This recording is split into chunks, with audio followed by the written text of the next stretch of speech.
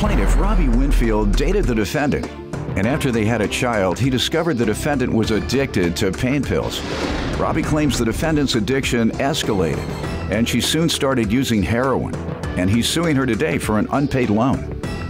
Defendant Randy Frias says when she first met Robbie, she was attracted to him because he was selling cocaine, and that was her drug of choice. Randy claims she's currently in a drug treatment program, and she went there 1 month after Robbie gave her money, so she's been unable to pay. Tell me what happened. All right, well, I met the defendant here, Randy, 2007. We used to work together at a restaurant. We were inseparable during the time that we did meet. So by the end of that year, a little early before 2008, that's when we had our first son. By that time, I thought, I met the love of my life. We had finally got our family started. I mean, I thought I was happy. We were happy. Later on, I found out she had an addiction problem. She was addicted to pain pills, which I found out she was taking quite a few, as a matter of fact. Later on, progressed into her taking a little bit stronger ones. They ended up going into the Oxycontins and Roxycodones, which later also progressed into, of course, the heroin addiction. She didn't have just a little drug problem. Yeah, exactly. A big drug problem. I really didn't see the signs of things until, as our relationship really... Was she staying out a lot? Yes and no, but in you see her nodding out around the house? Nodding out, definitely, but she was... Where are you from? Me? I was just naive to it, I guess. I was just blind to it. Where are you from? I'm originally from Chicago. Originally from What here. part of Chicago are you from? You don't know when somebody nodding out regularly. I got news for you, sir. If you see somebody during the middle of the day, well, it was at night, unless they're working 2 shifts or got sleep deprivation at night, and every day they just nod, maybe a couple of times a day, they nod out, snatching that head up, doctor. They on some kind of high. Go ahead. Well, so you finally determined, did you confront her and did she ever admit? Well, I confronted her actually about it a couple of times, but she always had ways of, Did she ultimately admit? She finally did admit to it, that's why we're here now for the case. Let me hear from you, ma'am. I originally met Robbie working in a restaurant, and what attracted me to him was that he sold coke at the time, and that was my drug of choice at the time. So a relationship came... And he don't know when somebody's nodding that they're high.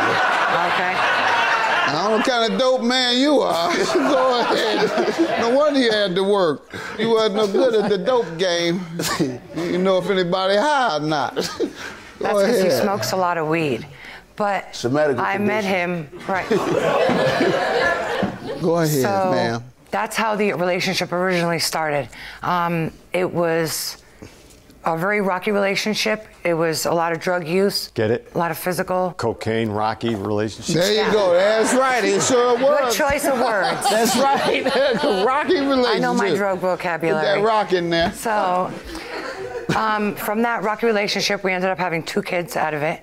I still am, right now, as of now, in a treatment program. It's good to hear that. Yes, so I've been clean over a year. All right. Congratulations on that. You said you're in inpatient treatment? A residential, yes. They let you out today? They did. I am working, yes. You're working good. And I am in the reentry part of the program where I pay rent now. Good. And try to... Now I save money to try to become a responsible, productive member of society again. Good to hear that.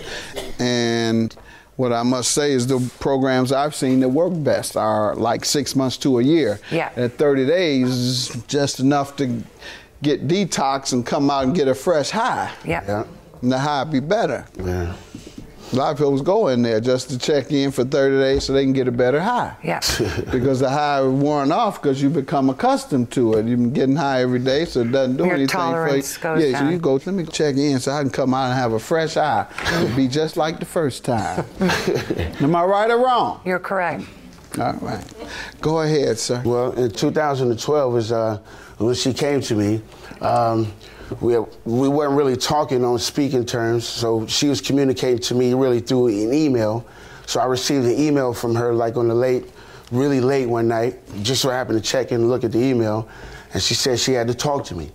I didn't really know where this was going to go, so we ended up basically made a meeting. So the next day we ended up talking and sitting down to talk, and she ended up telling me basically everything, that she had a full-blown addiction. She had been addicted throughout our whole relationship, and she wanted to get help. She wanted me to help her seek help. Good. I didn't have a problem with that. At the time, I was really upset with her still because of the fact of what we had been going throughout all of that.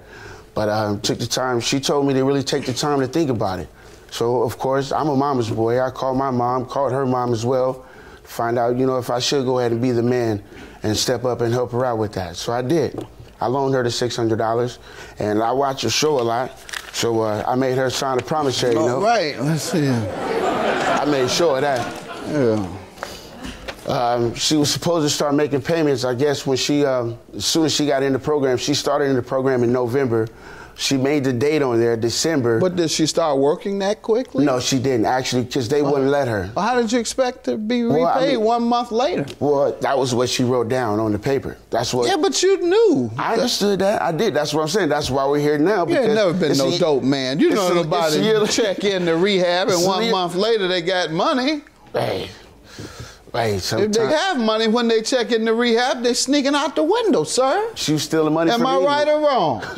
Everybody you know that snuck money in, they don't even let you have money in there. No. Well, I expect that. That's what she wrote on the promissory note, though. That's what I'm saying, sir. You weren't a good dope dealer. Well, else you know all of that. That's not my profession, sir. You know what I'm saying?